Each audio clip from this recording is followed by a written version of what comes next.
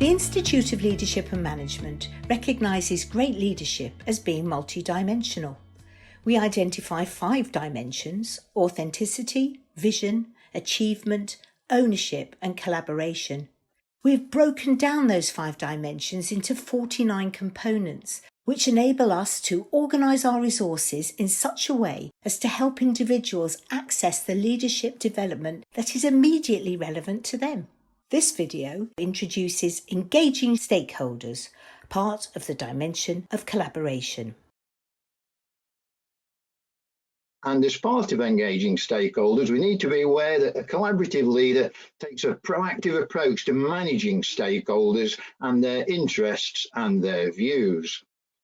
We break down engaging stakeholders into 3 other areas: stakeholder theory, recognizing stakeholders, and managing stakeholders. And for each of those and engaging stakeholders itself, we produce spotlights and the leadership essentials for engaging stakeholders. I think the starting point for this has to be how managing and engaging stakeholders has changed over the years. And I could start really by looking at the quote by Milton Friedman, a very famous quote taken from his book Capitalism and Freedom.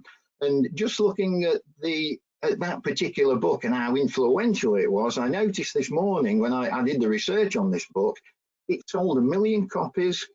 It's been translated into 18 languages, and it's been awarded by Times Literary Supplement as one of the most influential books published since the war.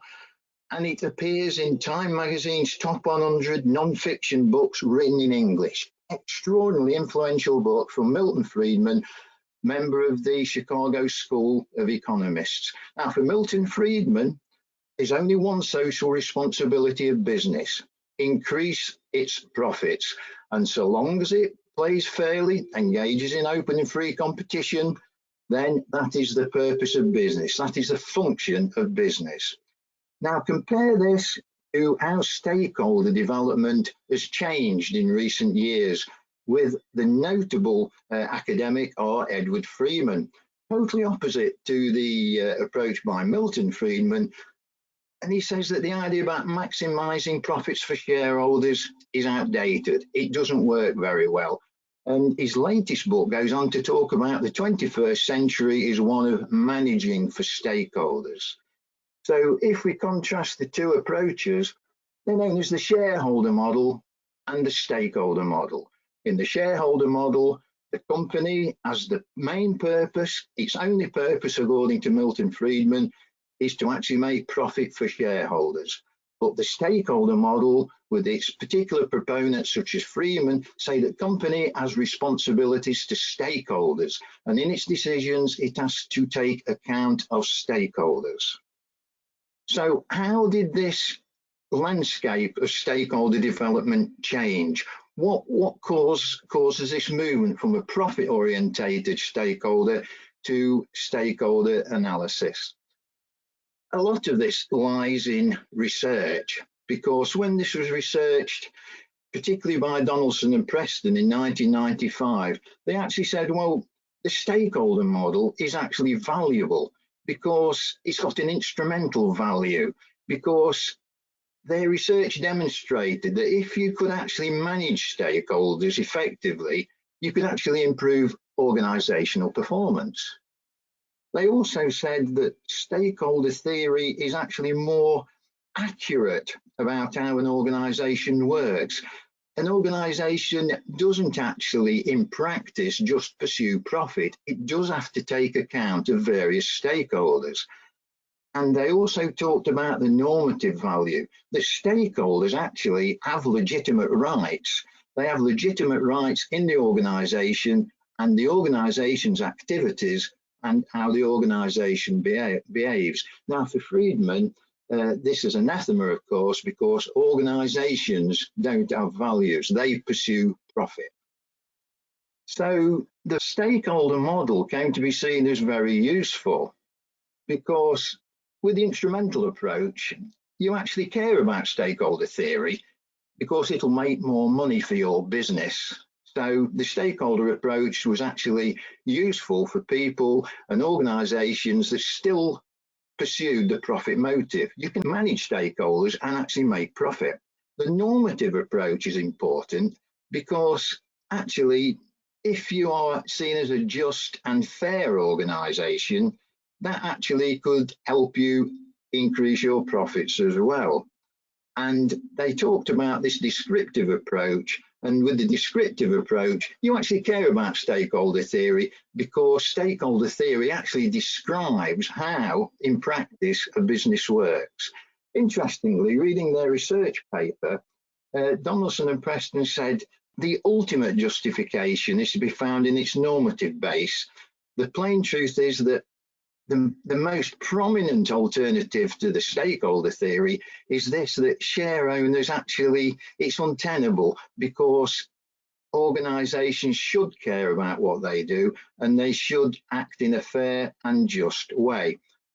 And this has actually branched off into corporate social responsibility. So stakeholder theory now and corporate social responsibility are very much intertwined.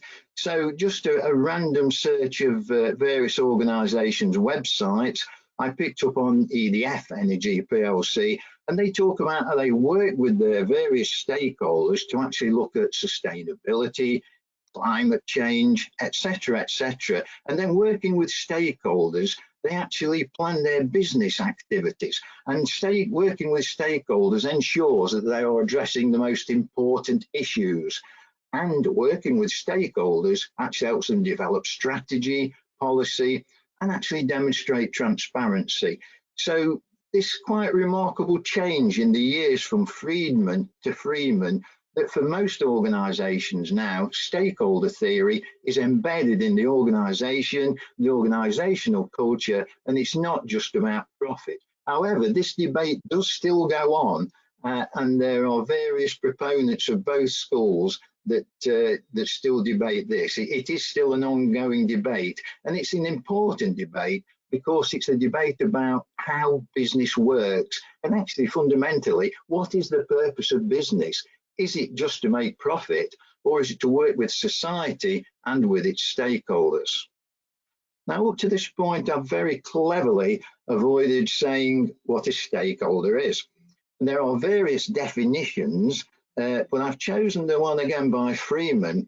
I will sort of read it out. A stakeholder in an organisation is, by definition, any group or individual who can affect or who is affected by the achievement of the organisation's objectives. There are, as I say, there are various different ways of putting this. I mean, definitions talk about any groups or individuals who are impacted by or who can impact upon an organisation and the organisation's objectives. But I think as a definition, that stands pretty well, and I think it is now more or less accepted as a definition.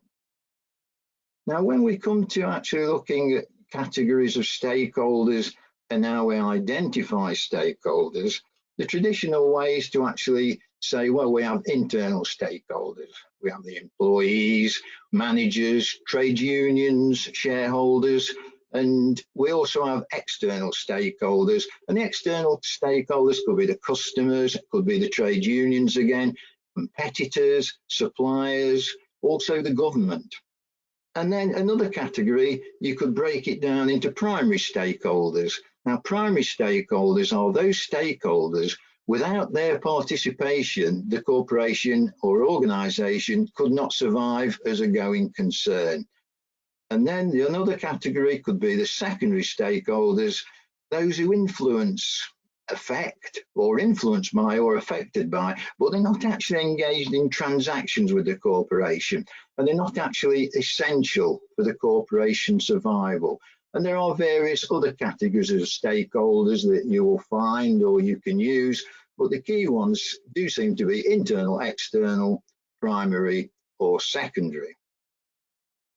Now, if we look at stakeholder influence, it's usual to talk about how interested is the stakeholder in the aims and objectives of the organisation, what interests do they have, And also, what power do they have?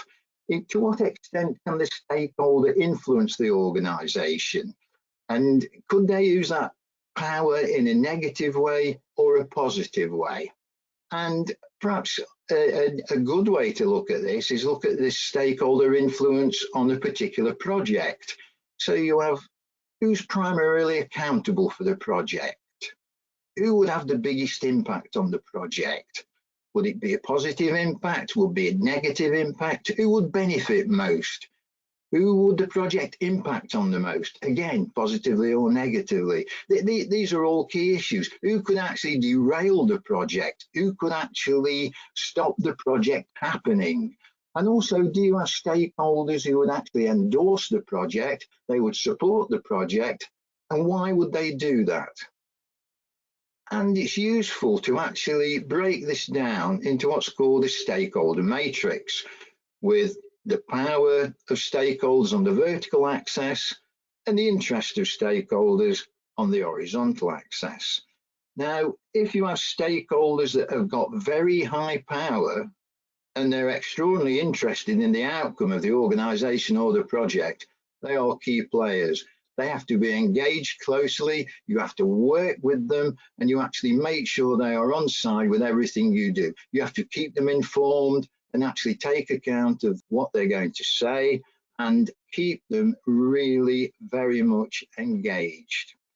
You will also have other stakeholders that have actually got very low power. They can't really influence the project or the organisational objectives, but they've got high interest.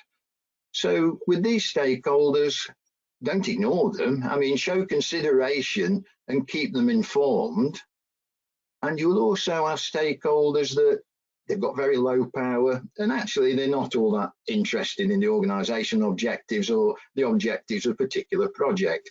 So these stakeholders, again, don't ignore any stakeholders, but these are perhaps the least important and the minimal effort. And on the top left-hand corner of the matrix, you have stakeholders that have got very high power, but actually they're not really interested in what's going on. But you do have to meet their needs, and you do have to keep them satisfied. And as part of this, you would actually draw up a communications plan. And depending on the complexity of the project, of course, you would have the detail of the communication plan would actually detail how often you would actually meet or correspond or talk to the particular stakeholders and what method would be most appropriate. So a communications plan is actually very important for matrix and stakeholder analysis. The recent example, the sort of stakeholder engagement cycle, is actually planning, understanding the stakeholder perspectives. This may mean actually meeting with the stakeholders and actually really understanding what their aims and objectives are. Power, do they have power, or are they just interested? Building trust with stakeholders and actually, again, consulting and involving stakeholders and then responding to the consultation and implementation, evaluating the process and actually going around the stakeholder engagement cycle. Because although I've shown the stakeholder matrix, stakeholders can actually move depending on how a project or how the organisation develops, and if any objectives change. What was perhaps a minor stakeholder, if you actually change a project outcome or a proposed project outcome, that stakeholder may actually suddenly have power and be very, very interested. So stakeholder engagement is an ongoing process where you look at the shifts in power and interest and actually make sure that stakeholders are not ignored. An example of this, I looked at the website for one of the consultancy firms that is working with one of the UK's biggest project, High Speed 2. And again, it was interesting. They've actually shown and gone through the stakeholder process, and they're using, obviously, a much more complex manner, the model that I've just outlined. So the work includes stakeholder identification and mapping, stakeholder gap analysis to see what the difference with expectations is with the stakeholders and what you are proposing. And again, developments of systems for recording all communications with stakeholders. That really is so important, this communications with stakeholders. And actually looking at the first line, it's interesting to look at the primary or key stakeholders along the proposed route of the train line, local authorities, statutory bodies, landowners. And the bottom bullet point, of course, is actually regular review to actually see if the stakeholders are actually moving around this stakeholder grid and the importance of ongoing communications. Now, I can't leave stakeholder analysis, of course, and stakeholder engagement without talking about COVID-19. And looking at the Association of Project Managers, they're saying their members are really affected by the coronavirus outbreak. And it's interesting that 39% said that colleagues and stakeholders being unavailable due to illness was a key factor in the disruption of their projects. So they realise now the importance of keeping contact with stakeholders, keeping communication with stakeholders, and that is a big issue with COVID-19, actually the communication strategy with stakeholders. And building on from this, it was interesting to look at the recommendations from the accountants PwC about crafting a stakeholder communication strategy. PwC is saying you have to communicate with your stakeholders during a crisis. It's important to address all the organisation's stakeholders.